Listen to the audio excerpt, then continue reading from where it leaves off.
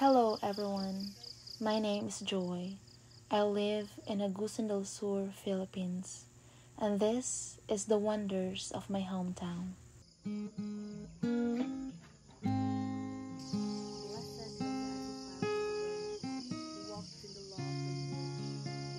Cause me to hope. This is my comfort in my affliction, for your word has given me life.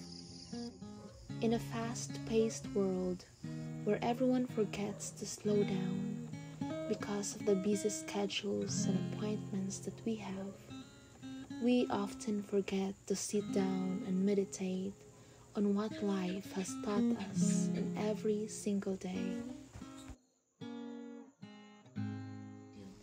Today, I am excited to show you what else can I do in the farm. Karon ganan kay makaon ako magpapaong luyang, pero wala man misaging nga kardava mo bin ang kasagaran ng ginaluyang. Pero ang nasa mua kay balanghoy, so amo aning sulayan.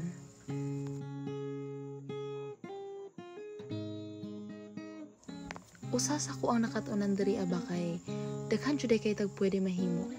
Like kung dili available ang isa ka ingredients, pwede ra nato ilisan. Parehas ani, naglubo ko karon og balanghoy nga instead saging jud unta niyang original ani, pero we will see kung unsa mahimong resulta.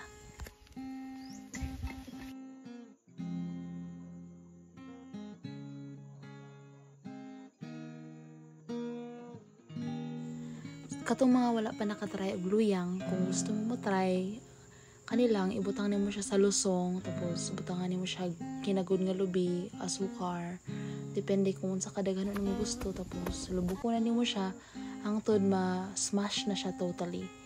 So after ana pwede na nimo siya ihulma unya butangan nimo og margarine, and then ready to serve na siya.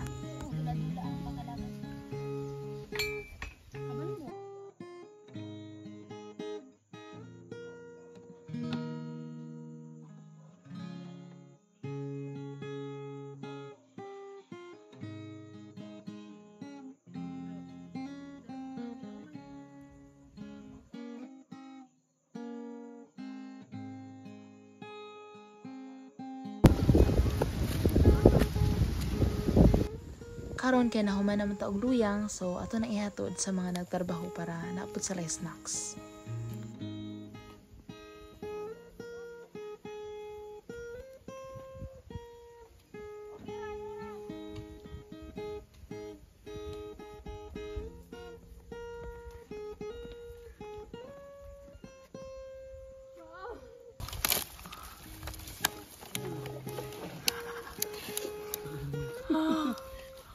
Hoy.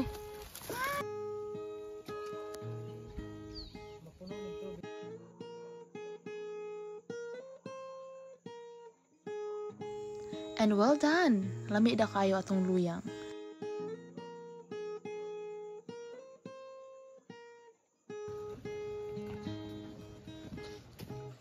Diri sa among bukid na ami dool na gamay na sapa nga pwede pud kaayo kuhaan og mga pangsudan.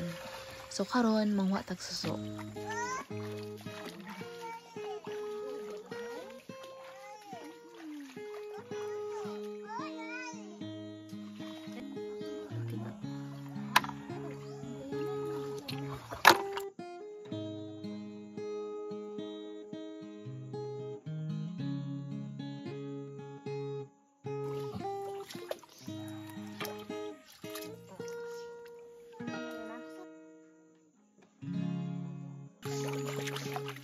Ang suso kay ginatawag po siya og horn snail, tapos makita na siya usually kay sa fresh water jud, nagatago lang sa mga kilid-kilid sa ilalom sa mga dahon. Tapos na-amaze ko sa iyang benefits kay daghan kay siya vitamins nga pwede nato makuha, like rich siya og iron, tapos napod siya omega 3 fatty acids, di ba? Amazing.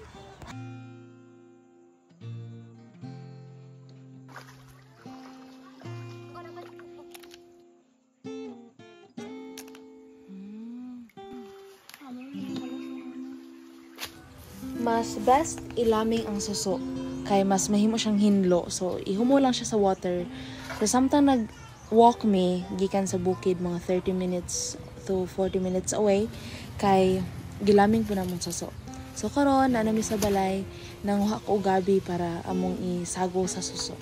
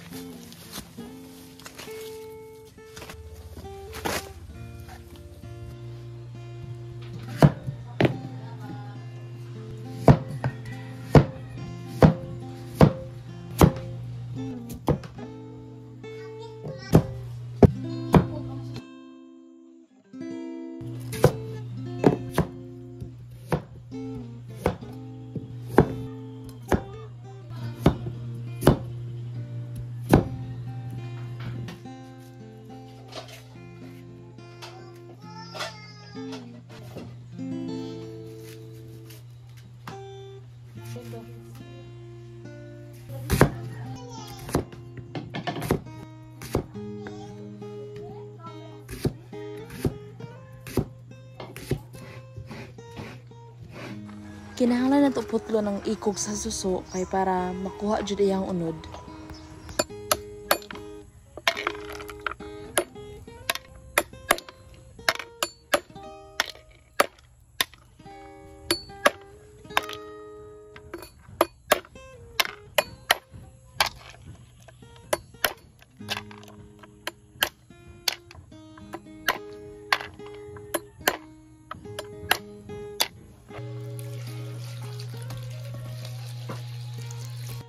So aron masigurado jud na mahinlo ang suso, gilapuan na mo ini tubig tapos gipabukalan pagyud usa pa ang final nga sabaw.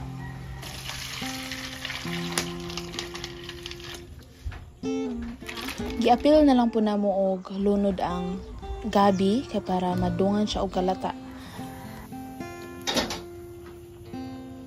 Tapos i-check nimo siya kung lata na ba ang unod sa gabi. Kung lata na, so, time na nga ilunod nimo ang gata. Tapos, timplahan, and then, ready to eat na.